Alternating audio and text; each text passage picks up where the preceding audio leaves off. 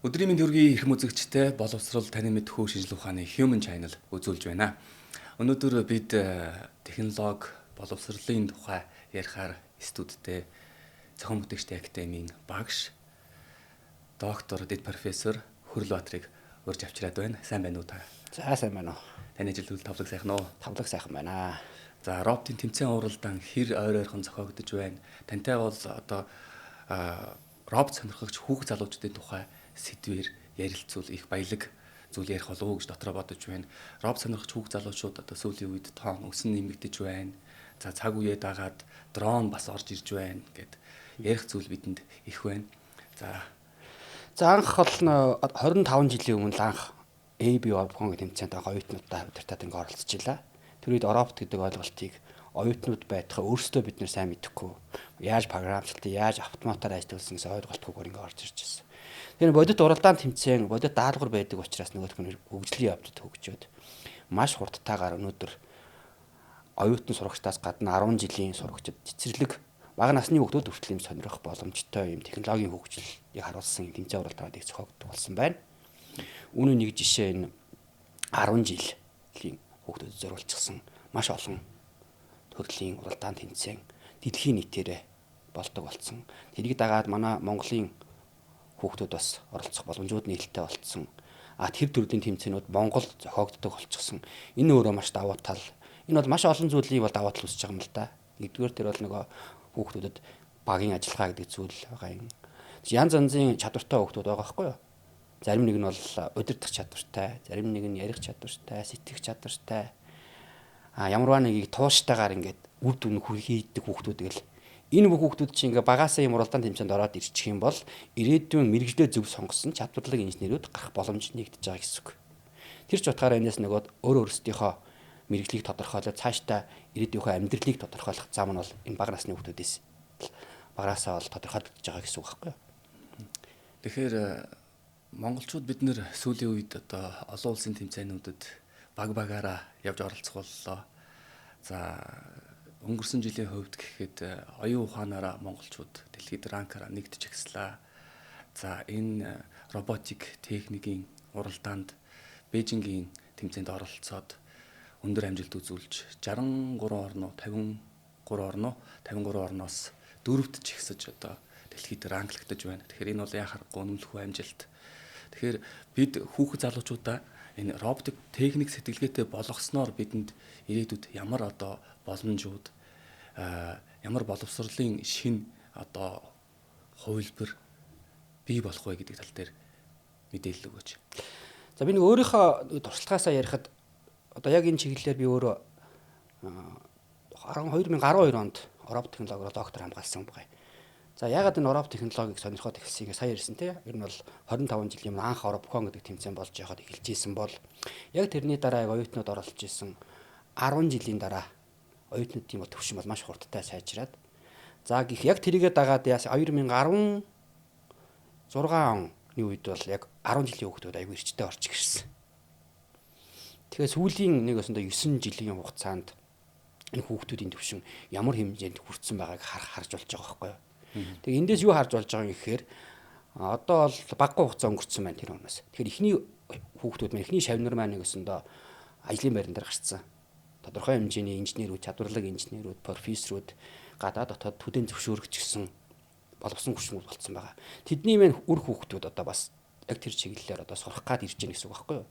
Тэгээ яг мэрэгжлэр яг энэ робот технологиор гадны энэ томоохон чадварлаг ийм технологи хөгжүүлж байгаа компаниудад нэлээд гол үрийг гүйцэтгэж байгаа инженерүүд болцсон байгааг харахаар бол энэ үр дүн бол байна гэсэн үг.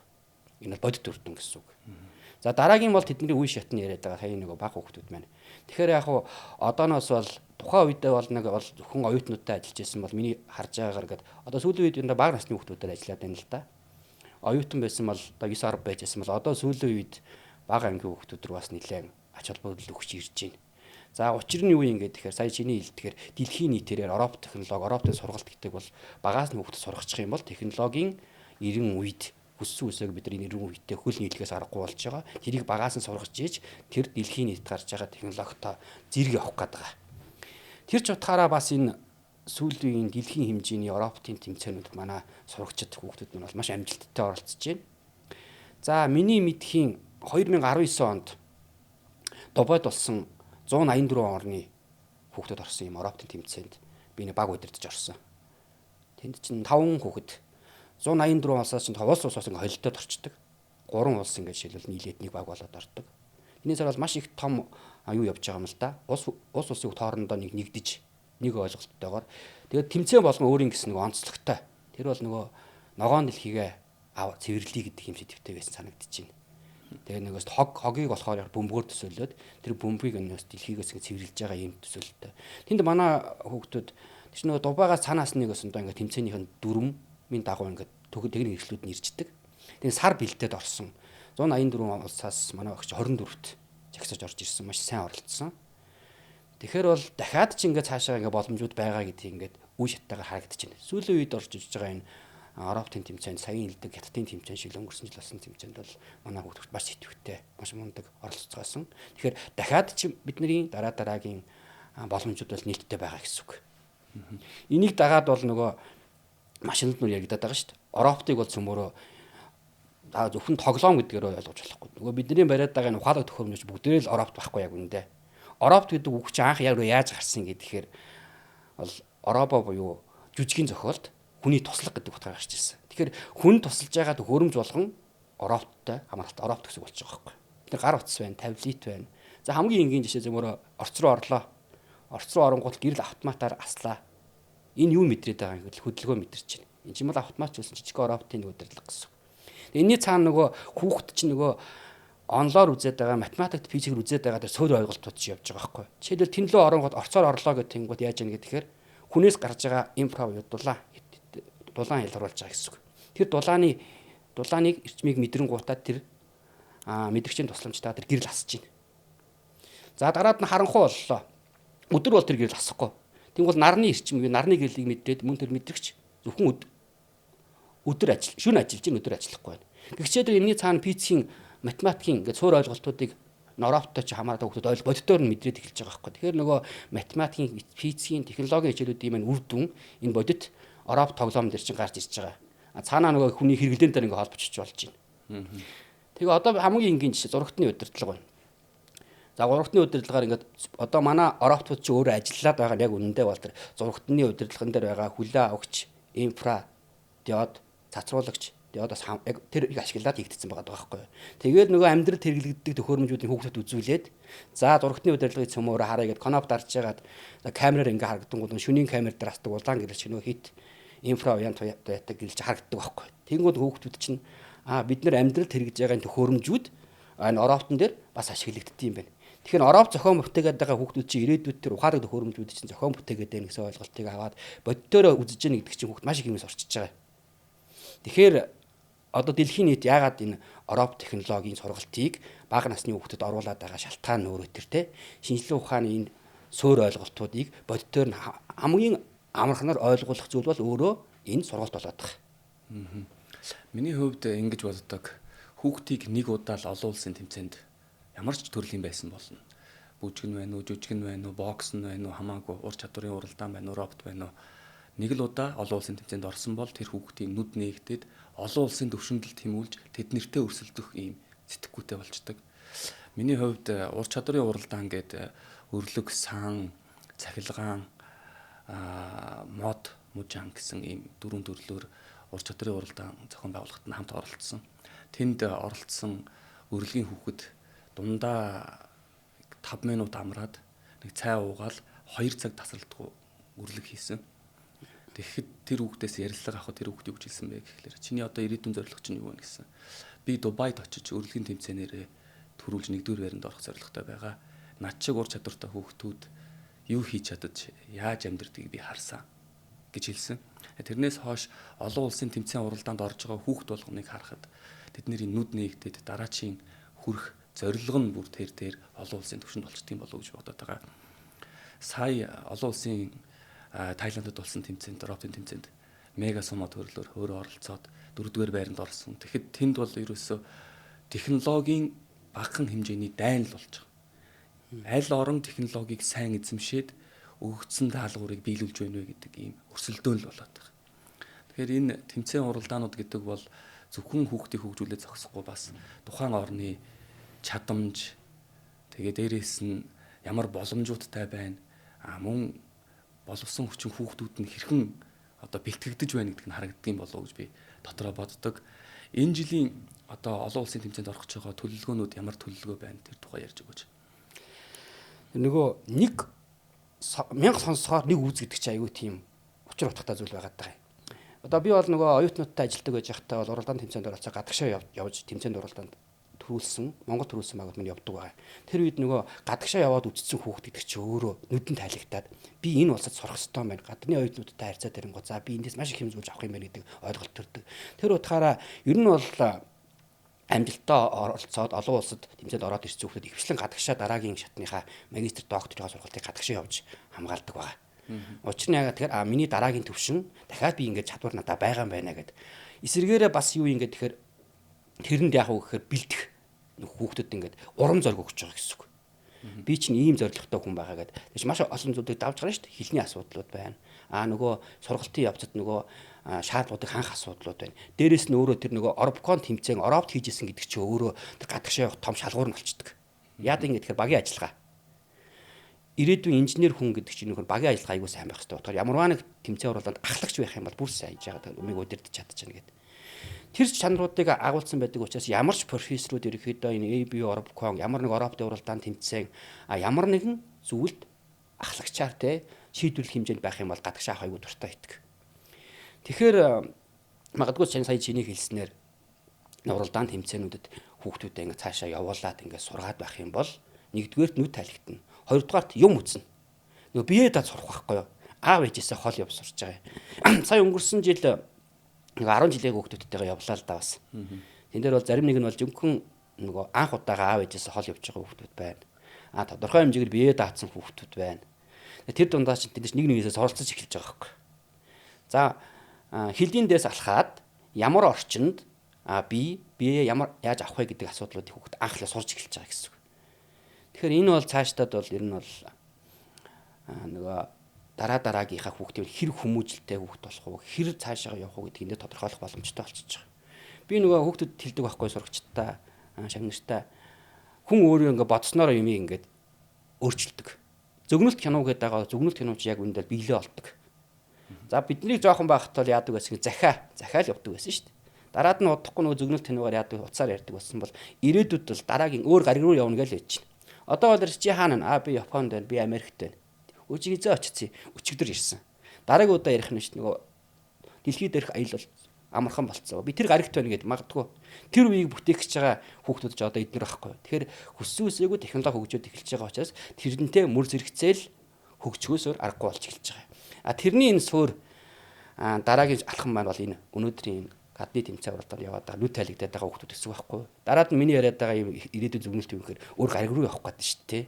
Тэгэхээр магадгүй бас эдэн жилийн дараа те би ч гэсэн энийг үзнэ гэж бодож байгаа шүү дээ. Ер нь бол те өөрөө чадахгүй л дахиад миний үр хөвгүүд миний шавнар те үзээд миний шавнар ч юм үзчихсэн байхад одоо би өөрөө үзсэн юм шиг болно гэж бодож байгаа. Магадгүй хэдэн жилийн дараа те суурин тавигдсан явж явах юм лөө. Тэр утгаараа энэ уралдаан тэмцээн гадагшаа явж нүд тайлна. Тэнд амжилт үзүүлэхгүй нь бол тэр бол эхний ээлжинд бол чухал биш. Явж үзэх нь чухал. Тэгээ монголчууд ч айгүй тийм хурдтай хөгжөөд байгаа юм. Хүн ам нь цөөхөн мөртлөө хідэн тэр бумаар яригадаад байгаа улсын хүүхдүүдтэй. Тэд нар чинь хамгийн гол нь маш их бэлтгэгдэж байгаа байхгүй юу? Тэр чинь одоо жишээл одоо мэрэгжлээ сонгохын тулд тэр сургуульд орохын тулд тэд нар чинь одоо юу гэдгийг хідэн жил ингээд бүр багасаа ингээд бэлдсээр хагаад маш олон цагийг тэнд зориулж байгаа хүүхдүүдтэй манай хэд чи яах нь юу гэсэн доо ер нь бол нөгөө арай жоохон юугаар хэлэхэд зүгээр хэлэхэд сонирхлоороо хийж байгаа хүүхдүүд байхгүй юу. Магадгүй тэд нартай адилхан хугацаа зарцуулаад ингээд хийсэн бол бүр маш хурдтай өсөх бүр боломж нь байгаа гэсэн үг. Тэгэхээр бол энд би айгүй тийм нөгөө талаар эрэг талаараа харах юм бол сэтгэл өндөр байдаг. Биднэрт бол маш тийм оюуны болон маш тийм чадамж байгаа гэж бодох. Киноны хувьд өмнө нь уран зөгнөлт кинон дээр гардаг байсан зүйлүүд бодит амьдрал дээр биелэлээ олдог байсан бол ингээ хэрэгжээд нүдэнд харагддаг байсан бол одоо кино индастри яаж байна вэ гэхлээр уран зөгнөлт кино хийгээд дараагийн хэрэглээнд гарах бүтээгдэхүүн, зарим зөвлөлтөгээ технологиг хэрэглээнд нэвтрүүлж сурталчилж эхэлдэг болсон байж байна. Тэгэхээр хурд бол одоо гүйцэтгэхүй өндөр түвшинд хүрчээ. Бүхэл төрлийн технологийн хурд. Ялангуяа одоо AI-тай холбоотой зүйлүүд боловсролын системд бүр нэвчвт ороод ирлээ. Хүрлээ багшийн хувьд оюутнуудтай ажиллаж байгаад бага насны хүүхдүүдтэй ажиллахад ямар байв? Бага насны хүүхдүүд төр таны хийсэн бас нэг хэд хэдэн дуршилтууд байгаад байгаа. Энэ дуршилтыг ярихгүй өнгөрч болохгүй. Ягаад гэвэл одоо бидний хүрээлэн буу орчин гар утас таблет гэдэг зүйлтэй уяатай холбоотой болчихлоо. Энийг хүсэн үсээгүй бид эзэмшин ирээдүйд бүх зүйл дэлгэц болно, кейборд байхгүй болно тийм. Орчин үед хүүхдүүд таблетээр 4 үсгийн бишээ 4 аргын тоо таблетэн дээр тоглоом тоглож бодож байгаа. 1 2 дугаар ангийн хүүхдүүд. Мөн үсэг холбоод, үе холбоод үг бүтээх ийм сургалтын хөтөлбөрийг та 1 2 дугаар ангийн хүүхдүүдэд таблетэн дээр хийж нэвтрүүлсэн зохион бүтээгчтэй актив. Тэгээ эндээс ямар үр дүн харагдав? Хүүхдүүд хуучин уламжлалт аргаар сурах ангийн хүүхдийн тоогоор нь таблет тарааж өгөөд таблетэн дээр тоглоом тоглож үе даванга хичээл сурах хоёр хурдын хувьд, үр дүнгийн хувьд ямар ялгаа байв? За эдээс нэг юм хэлэхэд би энэ бага нарын багш нарыг бол үнэхээр нэг мундаг чадварлаг хүмүүс юм байна гэдгийг үнэхээр ойлгосон. Ян занзын төвшний нэгдүгээр ангийн хүүхдүүд орж ирж байгаа. Хоёрдугаар ангийн хүүхдүүд хоёр төвшнийг харахад те хагас семестр болчоод яхад л хүүхдийн төвшин шал ургалцсан. Нэгдүгээр ангийн хүүхд, хоёрдугаар ангийн хүүхдийн хоёр зөрөө харагдаж байгаа юм. Дээрэс нь өнөө цагийн энэ хүүхдүүд чинь ерөөсөө хүүхдүүд гэдэг юм чи өөрөө орчиндөө маш хурдан зөгцдөг. Тэгээ одоо нэгдүгээр тань гар утас ухаалаг төхөөрөмж тавилит хүүхд хэрэглэхэд буруу. Нөгөө талаар ялтж явахгүй технологи хөгжөөд ирэхээр хэрэглэхөөсөө харахгүй болж эхэлж байна. Тэгээд туршилт хийж сургалт явуулж үзлээ л дээ. Тэгээд сургалт маань нэгсэндээ тавилит болон робот технологи ашиглаад хүүхдүүдийг яаж хамгийн хэцүү зүйлүүд нь гэхээр одоо багш нар асууж байгаа. Нэгдүгээр ангийн хүүхдэд болохоор үсэг цээжлээд уйлж унших. Хоёрдугаар ангийн хүүхдүүдэд болохоор хүрд байдгийн гинэ. За топ үрд болон үржих хуваахтай. Ингээ нэг багш нартай ярьж байгаа тухайн хичээлийн хөтөлбөртөнд харуулж байгаа тэнийг робот технологи болон тавилитын програм ашиглаад тавилитын дээрхтэй аппликейшн програм ашиглаж байгаад яаж сургалтыг идэвхтэй явуулах уу гэдэг юм туршилтуудыг хийж үзлээ. За үрдэн бол хамгийн сонирхолтой. Буюу хүүхдүүдээс маш дуртай хичээлтэй. Хүндрэлтэй зүйл нь бол тэрэнд зааж сурахын тулд тэр багшийн чадвар аягүй чухал юм билээ. Тэгэхээр багш нартайгаа багийнхаа багш нартай хамтраад энэ ажлыг хийх юм бол ирэхэд болох юм байна гэдэгт хүрсэн. За энэ дээр ямар сайн талууд гарсан гэхээр хүүхд маань тэрийг үржих хуваах гэж байгаа тий хүрдийг болохоор цээжлэх гэж байхгүй. Тоглоомон дээр нь тий жишээл одоо 2-ыг үржих нь 5 тэнцүү гэдэг юмыг хүүхд бодохын тулд үеийн цаашаа явдаг. Тэгээд тэр чинь янз янзын хүүхдүүд юунд дуртай гэдгийг ингээд судалгаа авч байгаад ингээд ямар тоглоом дуртай гэдгийг судалгаа авч байгаа. Тэр хамгийн сонирхолтой тоглоом дээр тэрийг бодвол бол маш урд тэр тоглоомоо орж байгаа. Тэгээд тэнд чинь бас янз янзын төвшний хүүхдүүд байж байгаа. Нэгнээсээ суралцаа явчихдаг. Хамгийн нэг сонирхолтой нэг юу ингээд хоёр хүүхэд ингээд хоорондоо суудсан. Хоёулаа ингээд гараа ингээд барьцсан. Тэгээд тоогоо бодож байгаа. Нэгнийг нь хуруу дуусчихсан гот нөгөөдгийнхээ хурууг ингээд тоолоо явчихж байгаа байхгүй. Тэгэхээр тэр хоёр хүүхэд чинь хоёулаа ямар ч энэ тоглоомын ард гарах ёстой байлаа гэдгийг ойлгочихсон. Хоёулаа ганцаараа авч чадахгүй юм чи хоёулаа ямарсан хамтарч байгаа хуруугаа нийлүүлж шít. Тэгээд нөгөө үеүдээ ингээд аваа яваад байгаа байхгүй юу. Тэгэхээр юу гэдгийг маш сонирхолтойгоор ямар ч гэсэн тэр тоог хүүхдүүд бодож байна. За дараагийнх нь нөгөө роботод тоглуулангуудаа яадгийн гэхээр робот гэдэг тэгэхээр заавал хийж бүтээхтэй биш. Нөгөө тийч тоглоомгоо бас нөгөө үр дүнгээр нь тоглолтоор хөрвүүлчихэж байгаа байхгүй юу. Нөгөө тоогыг яаж бодох вэ? Янз янзын ингээ үсгнүүд тавьчаад за үгээ бүтээгээрэй. Жишээл одоо юу гэдгийг ихшиг 7 ихшгээ орсон ч гэдэг юм уу. Тэгээ эсвэл гүйгүүлэгчээж орсон юм уу? Заримдаа гүйгүүлэгчээж орсон юм уу? Ийм үгнүүд бүтээ гэдэг юм даалгавар өгчөөд тэгээ хооронд ингээ өрсөлдүүлэнгүүт нөгөөдөл чи маш сонирхолтойгоор ингээ тоглож байгаа юм. Тэгээд нөгөөтгөө үгээ цээжилж байна. За тэнд чинь бас нөгөө нэг тухайн үе бас нөгөө нэг үгээ нүдлээгүй хүмүүс зөндөө гарч ирж байгаа. Тэгэл нэгнээсээ суралцаа явцдаг. Баг болоо ажиллаа сурчиж байгаа. Эхлээд тэд нар чинь уйлалдна. Зодолдно. Сүүлдээ тэд нар чинь үр дүн юу юм гэхээр за ямар ч байсан энийг хийж болох юм байна гэдэг ойлголт төрдөг. Эхний хичээл бол амар хэцүү юм бол. Би эхний хичээлийг энд нэг хүүхэд зодолтол тэнд хоёр нь инээлдэл тэнд юу тоглоом. Юу хичээл хурдын цагийн дуусаасаа гэж бодож байгаа юм чи баг. Тэгэл сүүлд рүүгээ ирэхэд бол нөгөө ойлголцож эхэлж байгаа юм. За хүүхдэд яаж сурах нь зөв юм бэ? За тэрийг ерөөсөө яг ингэхээр нэгдүгээр бага ангийн багш нартайгаа маш зөв яг хүчлийн хөтөлбөрийн дагуу тэгээ хүүхдүүдтэй ингэ ойлгуулаа явуучих юм бол үр дүн гарна. Гэхдээ сайн болон муу талуудыг нь яах нь туршиж үзэж байгаад тэгээд оруулах юм бэлээ. Тэгээд үр дүн бол аягүй сайн гарсан гэж би бодож байгаа. Гэхдээ энийг харин цаашдаа харин яаж нэвтрүүлж болох юм гэдэг юмыг л дараагийнхаа сургалтынхаа үр дүнгээс бол тодорхойлох байх. Ямар ч гэсэн би 2 жил гэртээ бол энэ дээр ажиллалаа. Ер нь бол би бол энэ бол маш тийм үр дүнтэй сургалт болоо. Ягаад гэхээр нөгөө тэр хүүхдэд дүгнэх шаардлага байхгүй. Тухайн нөгөө бодож байгаа бодлогоудаа ингээ хариу гарангууд автоматар нөгөө хүүхдүүд юм дүнүүд ингээ гараад компьютер руу орчихно. Ээж аауд нь манай хүүхэд ямар хэмжээнд байна вэ гэдэг нь нөгөө хүүхд аяндаа өөрөө үнэлэгдээ гараад ирчихэж байгаа учраас багын хүүхдүүд ч юм бол дүгнэхэд хэцүү ш. За чи тэд гэж үнэлэх шаардлага. Тэн дээр байхгүй болсон. Тэгвэл аяндаа өөрөө автоматар цаанд нь шууд аав ээж рүү яваад мэдээлэл нь очиж чинь өөрөө ч гэсэн хүүхэд тоглож байгаа учраас маш сонирхолтойгоор уйдаад авчихна. Ер нь бол үнэлгээ аягүй сайн гарч ирсэн. Тэгээ бол цаашаа хийх юм зөндөө байгаа юм билээ. Ер нь бол тий. Өмнө бол нөгөө оюутнуудтай ахлах ангийн хүүхдүүдтэй ажиллаж ирсэн бол доошоо ингээл одоо яваад байгаа. Дараад нь бол би бас бодоод байгаа юм. Цэцэрлэгийн наснаас нь ч гэсэн ерөнхийдөө иймэрхүү байдлаар сургалтыг явуул болох юм байна. Заавал тэд нэр юу гэдгийг багш нарыг ч гэсэндээ ийм бодит юугаар ангич гэдэг юм тоглоомч гэдэг юм уу эсвэл тийм гэхээсээ илүү сурах арга дээр нь жоохон ингээд хүүхдүүдтэйгээ хамтраад ийм иж болох юм байна гэж ярилцчих юм бол бага ангийн багш нар маань яг хүчилээгээ хөтөлбөрт заах аргад оруулаад өгчих юм бол үр дүн гарна гэж бодож байна.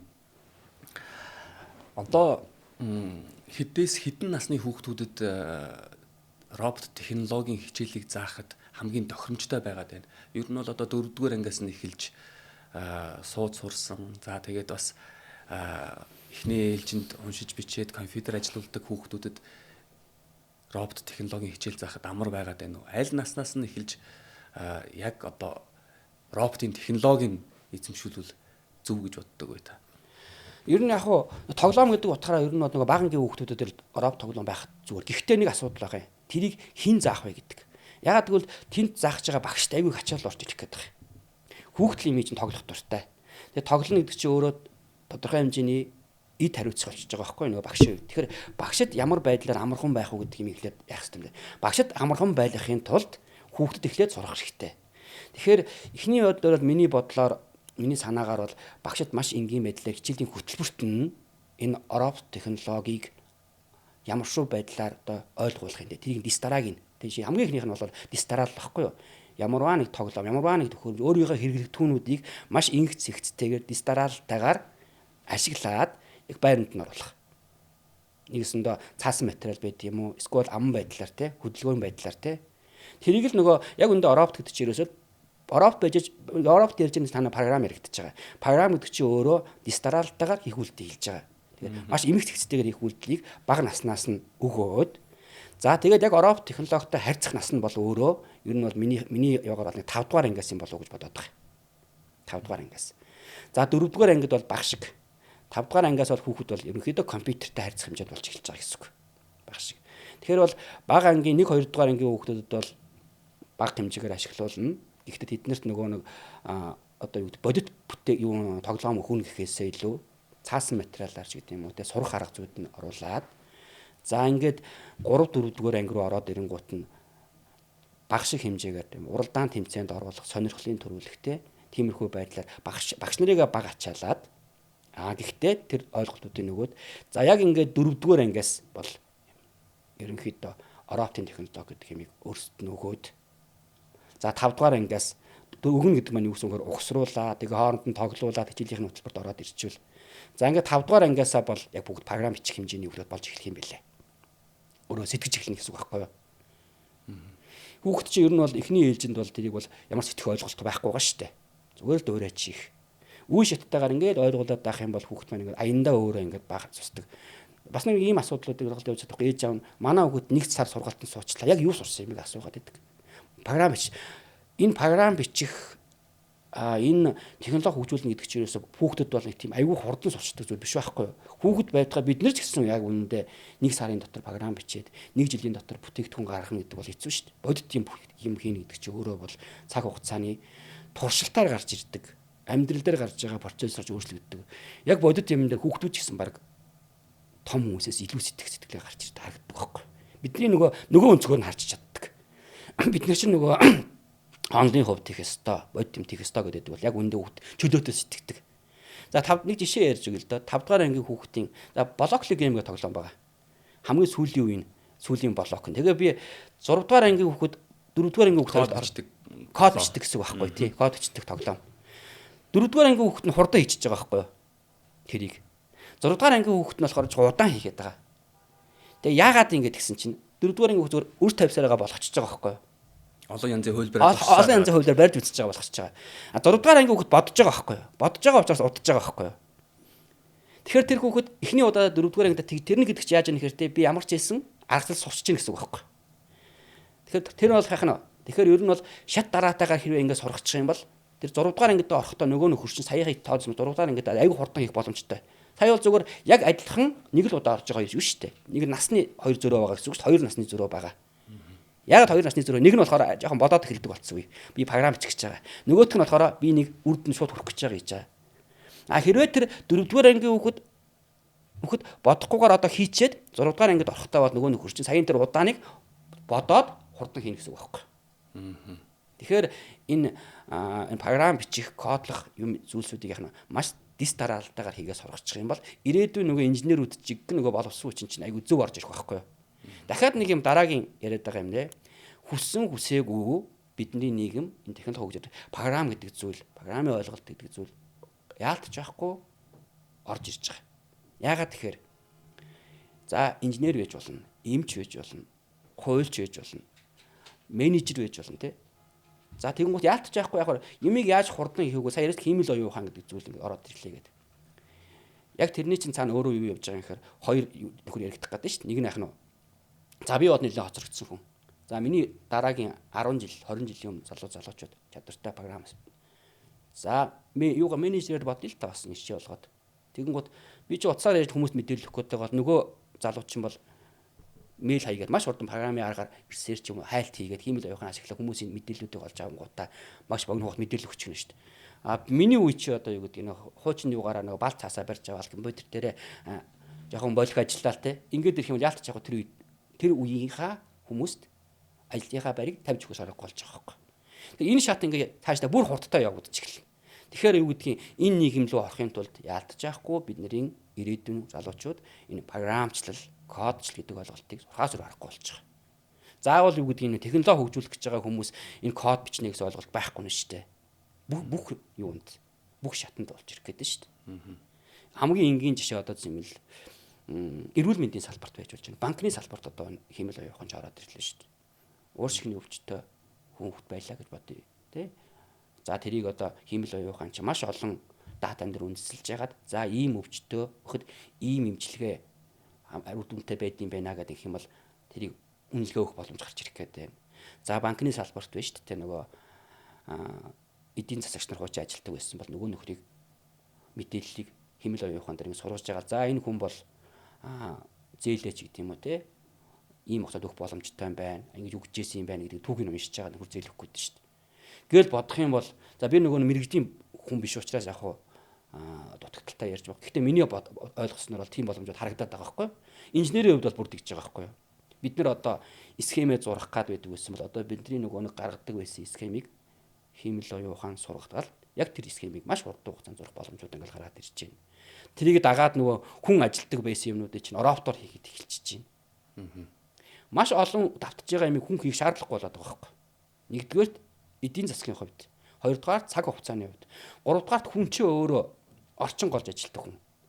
Хүүтэн газар ажиллая. За шил зарим нэг үйлдвэрт ажиллая л та. Хүн чинь ажиллахад хэцүү шүү дээ. Маш халуун газар ажиллая. Европт ажиллуулчих. За тэр энийг дагаад нэг бас л яриад байгаа сайн хоёр талууд гарч ирнэ л дээ. Сайн талууд нь юу юм гэхээр сая ярьж байгаа эдийн засгийн хувьд ингээл зөндөө юм байж байгаа. Сөрөг талууд нь та юу гэдгийг бидний хувьд ажлын байргүй болох магадлал айгүй өндөртэй болж эхэлнэ. Тэр асуудлыг одоо яаж шийдэх вэ гэдэг нь өөрөө одоо бид нар өөрсдөө тэрийг л хийх ёстой гэсэн үг л дээ. Энийг хамгаалахын тулд хамгаалах нэгдүгээр хамгийн юу нь болохоор багаасаа боловсрох ёстой гэсэн үг болчихж байгаа. Нэг номерын. Дараагийн тэр арга шатууд ингээд хүн чинь өөрөө орчинтой зогсож амьддаг учраас ингээд тухайн шийдвэрүүд гаргах байх л та. Эсвэргээрээ бас нэг юм нь юу юм гэдэг нөгөө дэлхийн нийтээр чинь нөгөө наслалт хамаагүй урт болоод эхэлж байгаа. Нэг өсөндө настай хүмүүс аягүй их болж эхэлж байгаа гэсэн үг байхгүй юу? Тэгэнгუთ тэд нар чинь яаж нэхэр болоод ирэнгуут тэр чинь хүнднээс амьдрж байгаа юм. Гэхдээ настай болно гэдгээр нөгөө ажлын чадамж буурж эхэлж байгаа. Яаж ч болсон тэр хүмүүс нөгөө залуу хүн шиг ажиллаж чадахгүй болж эхэлнэ шүү дээ. Тэрийгээ дагаад тэднийг оролдох төхөөр юм юу болох юм хэрэг робот болж эхлэх байгаа байхгүй. Тэгээ яг эн чинь бол эсрэгээрээ бол үүдий хүний оронд робот ажиллана гэдэг чинь одоо бидний хувьд нэг өснө аюул гэсэн үг болчихж байгаа байхгүй. Тэ бид нэр дараад энийг яаж хийдэг гэдэг асуудал хэрэгтэй шүү дээ. Тэгээ ингээд сайн муу юм ингээд аль алинд нь ингээд зөгцөж амьдрахын тулд миний харж байгаа хамгийн ихний энийг давж гарах зүйл бол боловсрол байгаад байгаа. Та одоо ингээд боловсролын салбарт ялангуяа энэ бага насны хүүхдүүдтэй ажиллаад үзлээ. Ямар зүйл дээр шинжилэл хиймээр санагддаг вэ? Танаас хэтэрхий том асуулт асууж иж магадгүй.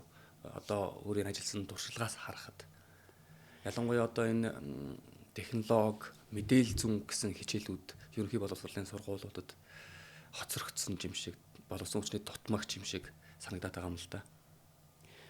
Би ингээ өөрийнхөө юунаас харж байхад би ч өөрөө бас ингээ тоцрогдоод байгаа байхгүй юу. Ягаад тэгэхээр нийгэм ч өөрөө айгүй хурдтай яваад байгаа.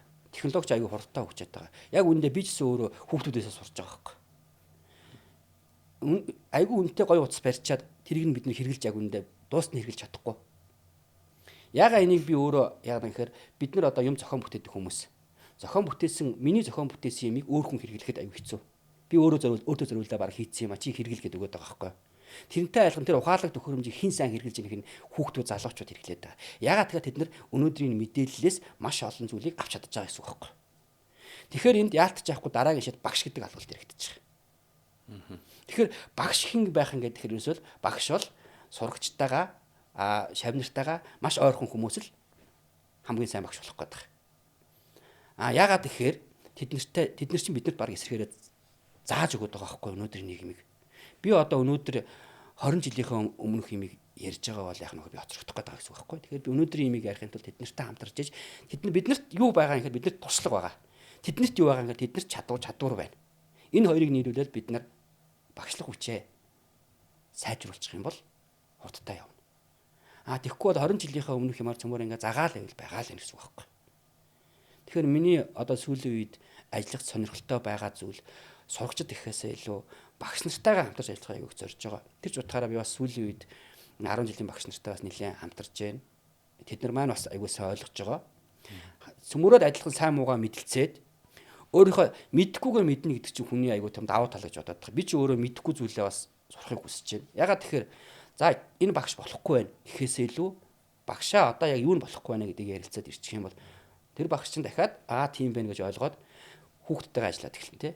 Тэгэхээр харилцсан бид нар ойлголцсон юм бол яг энэ асуудлаас би гарч чадах болов гэж бодож байгаа. Ягаад гэхээр сая ярьсан те технологич нь өдрөөр цагаар ингэ өөрчлөгдөж байгаа байхгүй юу? Өнөөдрийн 4 настай хүүхэд 5 настай хүүхэд хүртэл тэр гар утсыг чинь заагаад өгсөн юм шиг хэрглэж штэ. Айгу бид нараар илүү хэрглэж штэ. Тэгэхээр бид нар тэрийг хүлээн зөвшөөрөөд тэд нартайгаа хөл нийлээд өөрсдийнхээ туршлагыг хүүхдүүдийнхээ мэдлэгтэй тэдний чадвартай нийлүүлээд явах юм бол энэ асуудыг гарч чадна гэж бодож байгаа. Мэдээлэл зүй технологийн хичээлийн хувьд ямар санагдаж байна? Одоо ерөнхий боловсролын сургуульд орж байгаа. Энэ нэг одоо бас манай нөгөө боловсролын салбараас бас айгүй тийм дэмжлэгтэй маш олон сургалтын төхөөрөмжнүүдээр хангаж байна. Гэхдээ тэрийг дагаад нэг асуудал яригадаад байгаа юм. Нөгөө ямарваа нэг сургалтын хэрэглэгдэхүүн хөгжих тусмаар чинь нөгөө сүүлийн технологи хэрэгжил байгаа дэрч үнэтэй болоод эхэлж байгаа байхгүй юу? Багштай тэр очно гэдэг чинь нэг басна тэр багш тэрийг хариуцагч болчихж байгаа. Хариуцна гэдэг нь тэрний цаана яг гэхээр хариуцлага байж байгаа байхгүй юу? Тэдэн 100 мянга гэдэг юм уу? Тэдэн сая төгрөгийн зүйлсийг ингээд хариуцж байгаа учраас энэ хүн энийг нэгдүгээр алдаж болохгүй, хоёрдугаарт эвдэж болохгүй гэдэг юм яригдэн шүү дээ. Тэгэхээр тэр багш тэрийг хэрэглэхээс өмнө эхлээд яах вэ гэхээр хариуцлага нэгт амарт байгаа учраас миний бодлоор тэрийг аягүй тийм хангалттай чөлөөлж өгөх хэрэгтэй. Ягаад тэгэхээр энэ төхөөрөмж гэдэг юм чи эвдрэгдгийн, илэгдгийн тэр эрсдэл гарах юм бол тэрийг нөгөө агталтын юм уу ямар нэг юм яах нь хууснаар бол нөгөө устгалд оруулна гэдэг шиг тийм юм хийхгүй болохоор тэр төхөөрөмжөөс алга болохоос эвдгээс айгаад байх юм бол тэр хэрэгжилж чадахгүй байгаа байхгүй юу. Тэгэхээр нэгдүгээр яг тэр технологитой харьцах гэж байгаа бол тэр тал дээр нь уян хатан байгаад яавал энийг юу гэдгийг хүүх чөлөөтэй хэрэглэг эвдрэг гэдэг юм. Яагаад би энийг ингэж ярьж байгаа юм би ч нөгөө Оробкон тэмцээнд оролцож байхад хамгийн их эвдэрч ядам чинь өрөм авлаа. Өрөм гэдэг чинь өөр хугарна, эвдэрнэ. Эхлээд тэр данстай байдаг байсан байхгүй. хугарсан үлмийг одоо би яах юм бэ гэж данслахаар хэцүү байдаг те. Тэр утгаа энийг бол ийм учрыг хилээд яцгааш нэг асуудал шийдэгдэж эхэлж байгаа байхгүй юу. Тэгэхээр одоо тэр хөдөө орон нутагт байна. Нийслэлийн одоо айгүй олон сургуулиуд байгаа шүү дээ. Тоног төхөөрөмжүүд ингэж ирчихсэн. Хэрэглэхэд амар хэрэглэх гэхээр одоо юу гэдэг сая асуудлууд гарч ирэх. Тэгэхээр миний бодлоор тэр одоо төхөөрөмжүүдийг яаж хэрэглэж болох юм гэдгийг шийдлийг гаргаад эхлээ байгаа юмар нь ашиглуулмаар байгаа юм те. Нэг чи юм байна гэдэг чинь юу ч байхгүй хүнд юм заахад айгүй хэцүү шүү дээ. Байгаа юмд харуулаад юм заах чи өөр. Манай технологийн юм тэр байхгүй юу? Би ч гэсэн одоо хүмүүст юм заах гэхээр за одоо ч хамгийн гол нэг юм даваад энэ онлайнаар юм заад боломжууд айгүй нээлттэй болчихсон. Онлайнаар бол юу ч хийж болоод байгаа байхгүй юу? Европтой өгсөрнө. Хооронд нь онлайнаар зааж өгөөд уралдуулж болж байна. Зүгээр тэгээ манай нэг даваа тал чи өөрөө нэг бодитоор юм хүүхдийн хийгээ нүдээр нь хийсэн юм чинь нүдэнд нь харагддаг даваа тал байдаг. Тэгэхээр тэрийг яаж зааж болох вэ гэдэг юмыг л сайн ойлгох хэрэгтэй юм шиг байна.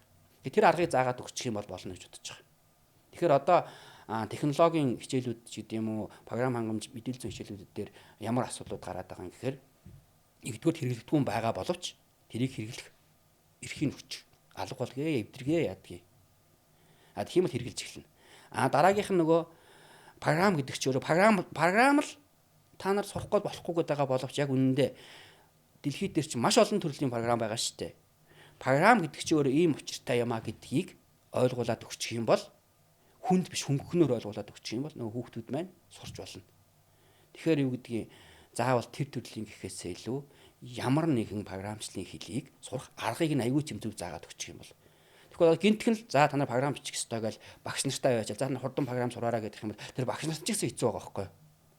За мэдээлэл зүйн багш нар гэдэг тэгэнгүүт тэд нар чи өөрсдийнхөө хэмжээнд компьютер дээр ч гэдэг юм уу те хардверээс жоохон хөндөй байгаа шүү дээ. Тэгтэл за та нар програмын багшлын мичийг сурах ёстой гэдэг чингууд тэр чи хоёр өөр зүйл байхгүй юу. Дараад нь нөгөө технологийн багшигаа чи наатайгаа ухаалаг болох ёстой. Наа чи програмтай байх ёстой гэдэг бол нөгөөдөл чи хэцүү байгаа байхгүй. Тэгэхээр тэгэнгүүт л нөгөөд чи яах аргагүй өнөөдөр нийгэм чи өөрөө тэр програм гэдэг байгаа зүйл чинь тэр бодит төхөөрөмж чинь нөгөө технологийн багш их нөгөө физик математик шинжилгээ ухаал нийлжиж бүтээгдэхүүн болох гээд байдаг. Тэгтэл тусдаа 3 нөхөрт за тийм гарах ёстой гэж хаад байдаг. Тэгэхээр тэр 3 багшийг холбож өгсөн ямиг нь аюулгүй зөв ойлгуулаад багаар ажиллахаа яаж болох юм те. Тэр ойлголтыг хүчил юм бол болох юм болов уу гэж би бодож байна. Арга зам нь өөрөө 3 хүн нэгдэж байгаа. Тэрээс гол үг гэдгийг програмын мэдээлэл зүйн багшийг чи хардвер сураараа чи технологи хөгжүүлээд ийм гоё загвар хийгээр ихэр хэцүү болчиход байдаг. Тэр чинь өөрийнхөө ажлаас гадуур гинт өөр юм гинт гарч ирэхэр ч бас хэцүү болох гэдэг. Тэгэхээр одоо байгаа юмаа хийжээ хоорондоо нэгдэж гэдэг юмыг л ярьчвал хурдан үр дүн гарах юм болов уу гэж бодоод байгаа. Тэгэхгүй бол шинээр юм гаргаж ирээл. За одоо тэр байгаа юмыг хурдан ажиллуулаарай гэдэг 1000 гоё ингээд төхөөрөмж өгөө тэр чинь явахгүй байхгүй юу. Тэр мэрэгжлийн бус багш байтугай мэрэгжлийн хүмүүс ч гэсэн ингээд шинэ юм гараад ирэнгуут нөгөөтгөөс ингээд мэдхгүй болох нам зогсдог штэ. Би ч анх оюутан болчоод гэрэл асаах гэж програм бичиж асаах гэж 7 хоног үзэж арай гэдэг гэрэл сач бөөм хоёр болж байгаа байхгүй. Энтэй ч л адилхан зүйл байхгүй юу. Тэгэхээр бол миний гарц нь юу юм гээд тэгэхээр өөр мэрэгжилтэй байгаа багш нарыг нэгтгээд тэг үр дүнгийн яах нь чадах юм миний л. Тэнгүүд аяндаа тэр програмын багш чинь технологийнхаа багштай ойлголцоод хийцээ загвараа хийгээ баг өөрөө хийдэг болж эхэлнэ. Физик математикийнхаа багштай ойлголцоод онлыг нь ойлгож эхэлнэ. Тэгээ хоорондоо нэгдсэн юм гарч ирнэ. Гэдэгтэй адилхан технологийн, физикийн, математикийн багш нарууд нэг чадах зүйлээр нийлүүлээ хийчих юм бол наатах чи үр дүн нөгөө хөвгтөж нөхгүй. Ярилцлага хийсэн зочин болгоно л ер нь нэгдэж нийлж уялдаа холбоотой мэдээлэл солилцох тухай л яриад байна. Энэ манай монголчуудын дунд тотмог байдаг юм шиг байна. Салбарт л одоо байгаа боловсон хүчин шилдэгүүд нь ярихдаа бол нэгдэж нийлж уялдаа холбоотой ажиллахгүй байна гэдэг зүйл яриад ах шиг санагдаж байна. Энэ одоо би нөгөө яг жишээн дээр ярил л да. Энэ бол уусаа тэгдэл юм байл л да. Ягаад тэгэхээр бодит юм дээр оюутнуудаар жишээ авч ярих гэдэг юм л да. За та нар хэвээр нэгдэх ёстой гэл. Тэгээ уралдаан тэмцээн өрсөлдөөн болдог байхгүй юу? За нэг сургуулийн 2 баг. Уул нь бол ингээд нэгдээд эхэлж шít. Тэгэл хоорондоо өрсөлдөөд эхэлнэ шít 2 багчаа. Өрсөлдөөд эхлэнгууд бүх юм чи 2 хавагдаад эхэлнэ. Ууд нь бол хоёулаа цаашдаа хамт явах гэж байгаа 2. Эхлээд нэг юм шиг байж байгаа. Тэгэхээр сайн муу 2 тал байгаа байхгүй юу? Сайн зүйл нь юу гэхээр ямарсан өөрсдийнхээ юмд ягаад өрсөлдөөн байж юм чи хөгждөг. Сөрөг юм нь юу юм гээд тэгэхээр нэг инээсээ нэг басна ямаа нуунч гэдэг юм уу? Нуунч гэдэг юм хөгжүүлэхгүй байгаа яаж ч байгаа байхгүй тий. Солонгост тэтгдэгтэй сургуульд сурж байгаа хүүхэд, Солонгос хүүхэд шүү дээ. 10 хүүхдийн 11 дэх хүүхэд орж ирэхгүй. 10 хүүхэд тэтгэлэгтэй. Тийм учраас хоорондоо юм яахгүй гэдэг юм. Мэдгүй 10 хэдэн жилийн өмнө бол тийм юм яригдчихсан байхгүй. Одоо ямар байдгийг мэдэхгүй. Тэгэхээр энэ бол өрсөлдөөн донд хөгжих гээд байгаа гэсэн үг байхгүй нэг жишээ. Тэрнтэй адилхан яах аргагүй ингээд өрсөлдөөд ирж тийм үр дүн гараад ирэх юм бол нэг тийм асуудал байна. Дараагийн юм нь юу юм гээд тэгэхээр нөгөө хүн чинь урд ажилласаа цаашаага өөр юм хийх завгүй болоод эхлэх юм бол нэгдэж чадахгүй болчихдог. Ийм хоёр шалтгаанаар л байгаа болов уу гэж бодож байна. Нэг нь болохоор өрсөлдөөн байж байгаа учраас. Нөгөөх нь би өөр юм хийх гэхээр урд ажил маань цаашаага явах. Урд ажил маань нэг өсөнд их байгаа учраас имэлт юм хийж чадахгүй байна. Тэгэхээр одоо ямар шүү байдлаар нэгдэж болохыг тэр нь бол хамгийн чухал баг л та. Хичнээн одоо чадварлаг хүн байгаад үнэхээр хичнээн чадварлаг инженер байгаад те ганцаараа бол одоо явахгүй болцсон үе байгаа байхгүй юу? Хэдэн жилийн өмнө бол болдог гэсэн. Одоо бол боломжгүй болчиход байгаа байхгүй юу? Тэгэхээр бол одоо энэ уралдаан тэмцээн ч гэсэн бас тийм хүмүүсийг сургадаг. Би нөгөө яриад байгаа юм нь хамгийн чухал юм багаар ажиллах юм гэдэг чи өөрөө чухлаа гэдэг юм тэр байхгүй юу? Багт тэгэл дундаж баг сэтгэл нийлсэн дундаж баг заяа үнэхээр чадвартай багаас илүү. Бигээ явцсан байгаа баг гарахгүй шүү дээ. Тэднээс сул байгаа ч гэсэн ингээд нэгдсэн баг бол ямар ч гэсэн урд нь гарна. Яг бол тэд нар чи нэг хүн шиг болцсон учраас ачааллыг хамтаа дагаад гарч байгаа байхгүй. Тэгтэл яг ажид болдгийн даваан дээр нэг нөхөр болив байл яваад өгч тэр ажил зогсож байгаа байхгүй. Тэгээ тэр одоо миний энэ өнгөрсөн хугацаанд нөгөө баг удирдаад хүүхдүүдтэй ажиллаж байхад харагдаж байгаа юм л да. Би чинь тэд нартайгаа 6 сар заримдаа жил баг амьдрын штэ. Ах トゥ аав ээж болчихсон юм гэж үзнэ штэ. Тэгэл ингээ хараад байхад ер нь бол ерөөсөө 20 нөхөр анх ирчээд 5 нөхөр үлдчихлээ. 3 нөхөр үлдэх тохиолдол байлаа. 20 нөхрөөс 10 үлдчихэл 10-аар нэг анги явсаар хагаад амжилт үзүүлжээ гэхээр ерөөсөө хин нэгдэж чадна тэр хүмүүс л амжилт үзүүлээд байгаа байхгүй. Хин хоёр тийш харна тэгэл байхгүй. Нэг гоо явж байгаа л нэг нь яваад өгчих юм бол тэр ажил шууд зогсож байгаа байхгүй. Тэгэхээр нэг нэгийнхээ нөхөж чадах. Тэгээд тийм сайн байх биш зүгээр хийж байгаа юмдаа тууштай бай.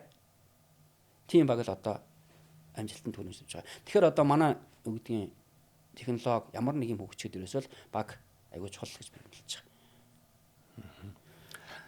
Яг одоо биднийг үдэд сонсож байгаа эцэг эхчүүдэд өгөх зөвлөгөө ялангуяа одоо эцэг эхчүүд гар утас, таблет, компьютераас нь холдуулъя гэдэл янз янзаар л үзэж байна. Миний хувьд бол одоо хугацааг нь хязгаарлах хамгийн чухал зөв юм болов уу гэж дотроо бодоод байгаа. Миний хувьд бол одоо гэртээ хүүхдүүдэд даалгавар хийлүүлэх нэг арга олсон. 3 хүүхдэд зэрэгцүүд суулгаж агаад за бүгднгийнх нь гэрийн даалгавар дууссан хойно нь би та нарт 30 минутын Minecraft, Roblox тоглох эрх өгнө гэж хэлээд орхиход нэгнийхээ хичээлдээ туслаад ингээ биендээ заагаад ингээ нийлээд хамтраад хийж. Нэг нь босоод 0 оронгууд хөөе тийм цаг байхаа буцаа суу гэд хурдан бүгд нийлж үр дүнд хүрэхийн тулд нэгэндээ заагаад эхэлчихэж байгаа. Тэгээд хугацааг нь яг 30 минутаар л өгчөж л байгаа юм л да. Таны хувьд өгөх зөвлөгөө одоо энэ гар утснаас салахгүй байгаа хүүхдүүд, компьютераас салахгүй байгаа хүүхдүүд эцэг эхэн зарим нь одоо бүр энийг салгахын тулд одоо бүжгэнд явууллаа, йогонд явууллаа, волейболд явууллаа гэдэл яриад шүү дээ. За би өөрөө нөгөө нэг бага ангийн багш биш учраас бас нөгөө сономжтой зөвлөгөө өгч байгаа гэдгийг бол мэдэхгүй байна. Гэхдээ сая нэг сүүлийн 2 жил ажиллаж байхад энэ өнөөдрийн нийгмийн энэ хүүхдүүдийг та хэд чоныг махнаас гарга гэдэгтэй адилхан юу гэдгийг технологийн утастай ч юм уу таблеттай ч юм уу те ашиглахгүй бай гэдэг нь бол болохгүй юм шиг байгаа. Хүссэн үсээгүй амьдралд гарахаар тэр чинь хэрэглэх учраас нэг.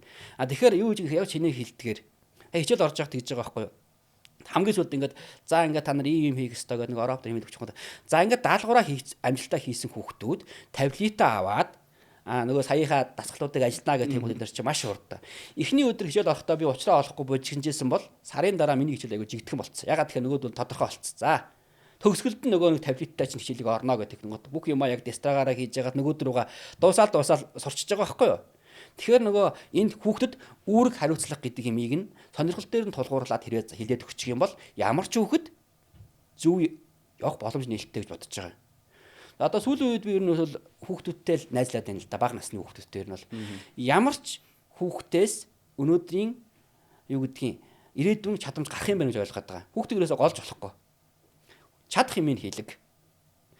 сонирхож байгаа юм тоглуул, хэмнээд нь тааруулаад тоглуул. Багийг бүрдүүл. Ганцаараа биш тэр чинь олоолаа байх айгүй сонирхолтой байхгүй юу? За би өөрийнхөө хүүхдээр чинь жишээ аваад хараад байгаа байхгүй юу? Тэр ганцаараа бол тэр нөхрийг бол тэрийг хийх сонирхолгүй. Гоёсэн сонирхолгүй. Олоолаа байж хахад нь ингэж хооронд за та нарыг одоо ингэж ийм хийчихээрэй гэж даалхураа хийдэг юм уу юу хийдэг юм те? Юмаа хийчээд дараад нь та нар тэгэрэй гэж юм бол эдгээр чинь өөрсдөө дуртай юм аа. Та нэг цаг тоглол. За тоглохын тулд тийм хийх хэвээр.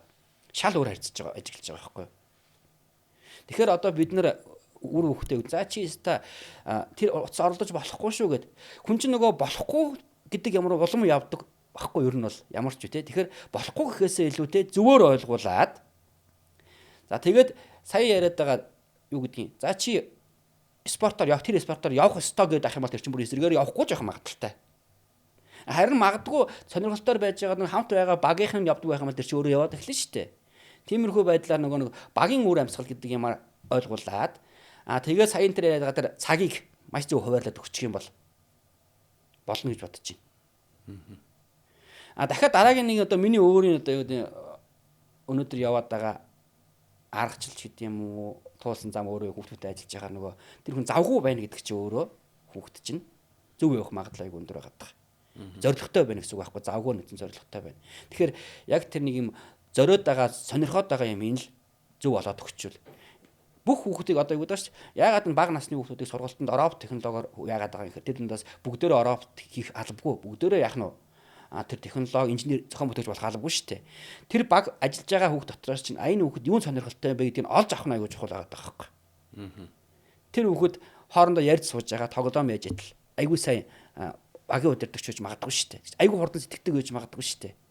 Тэрийг олоод энэ хүүхд ийм болох юм байна гэдэг дуртай юмд нь дуртай багийг бүрдүүлээд явуул. Одоо ч нэг хүчээр за чи тийм болох ёстой шүү гэхээсээ илүү зөв юм олоод өгчвөл тэр хүүхд цаашаага биднээс хүссэн хүсээгүй өөрөө явна. Тэгэд зөв юмдаа явж байхдаа тэр чинь завгүй учраас яриад байгаа тэр гар утаснасаа өөрөө аяндаа шаардлагатай цагтаал тэрийг хэрэглэнэ. Яг тэр чинь өөрөө зоригтой болцсон хэрэглэх гээд байгаа цаг нь хязгаартай болцсон учраас нөгөө юмаа хийхин тулд хүүхдийг хүмүүжүүлэх хамгийн чухал арга бол завгүй зоригтой байх гэж японочууд хэлдэг. Саяхан хэдэн жилийн өмнө Японы нисхийн сургууль хөгжим үжгээс хөгжим дарж чаддаг хүүхдүүдийг аваад эсэлтэндээ аваад байсан. Тэгээ би гайхаад шинжлэх ухааны технологийн сургуулийн Койсны техникийн эрхлэгч Болдотроос асуусан. Яагаад энэ одоо хөгжим тоглодог хүүхдүүдийг ингээд нисхийн сургуульд аваад байгаа юм болоо гэдэг.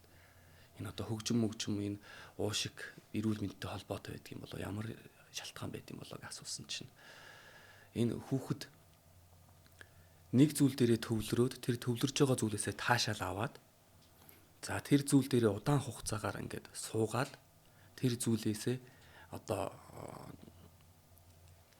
өөртөө кайф авах нь хамгийн чухлаа нэгт.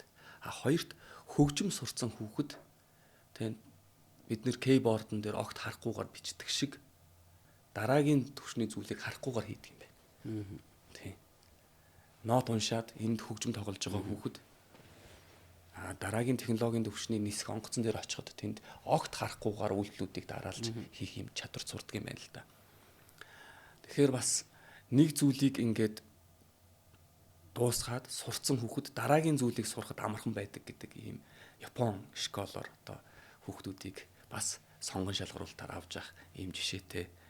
Тэгэхээр хөгжим сурна гэдэг бол нэг зүйлийг тууштай дуусгаад дараагийн зүйл рүү орж чаддаг занг бас төлөвшүүлдэг юм байна.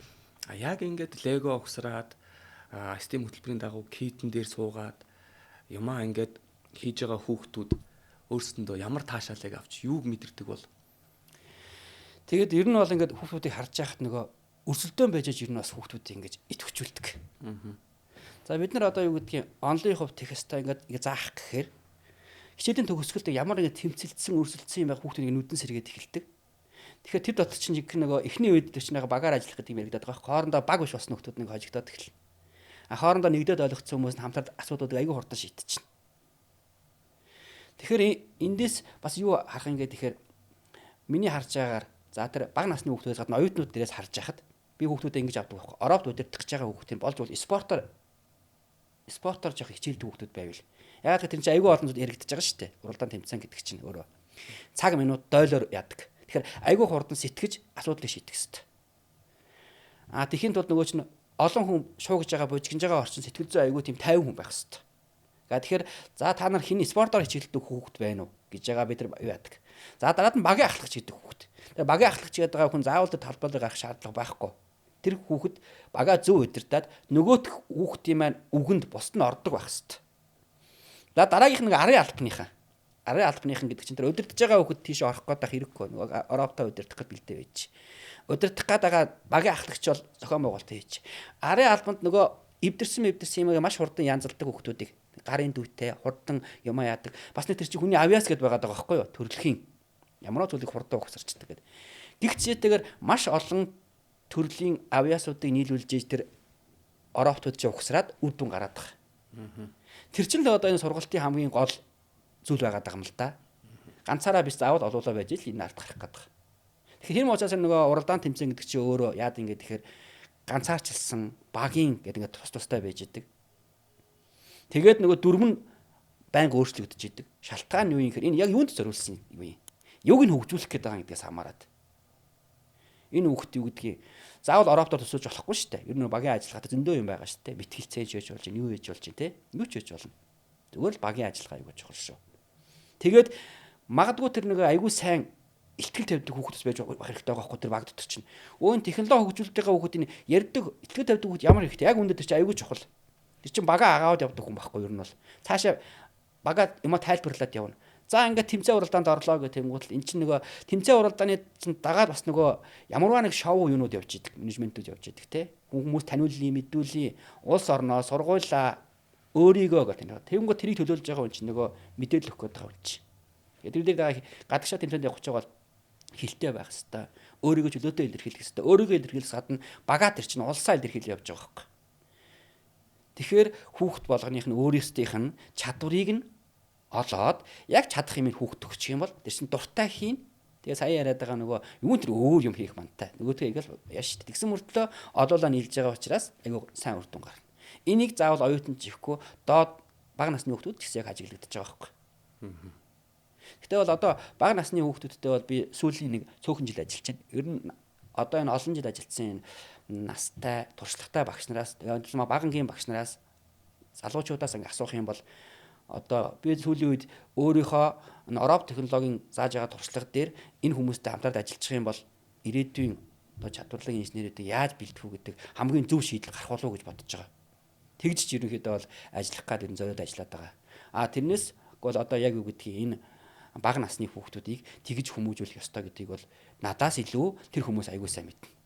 Миний хувьд юу гэдгийг Европ технологи тийм энэ технологи хөгжүүлэхэд өөрөөсөө жишээ аваад ярих юм бол дээрээс нь доошоо явж байхад ямар асуудлууд гарч ийн гэдгийг эдгээр хүмүүс зөвлөж чадах гэдэг юм.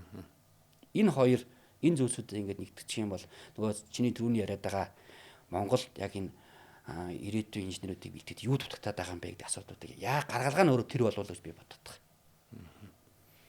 Баярлалаа. Сонирхолтой ярилцлага өрнүүлсэнд бидний ярианы төгсгөлд за багаар хамтран ажиллаж уялдаа холбоотой тууштай байна гэдэг зүйлэл гарч ирлээ. Бүгдээрээ нэгдэцгээе, бие биетэйгээ холбоо харилцаатай бай, хамтарч нэгдэж нийлж ажиллацгаая.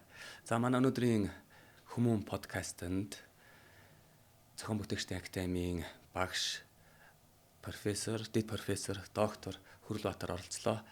За та бүхний ажилд өндөр өсөндөр амжилт хүсье. Баярлалаа. Эргээд дараагийн дугаараар сонирхолтой танин мэдхүн мэдээлэлтэй эргээд уулзцгаая.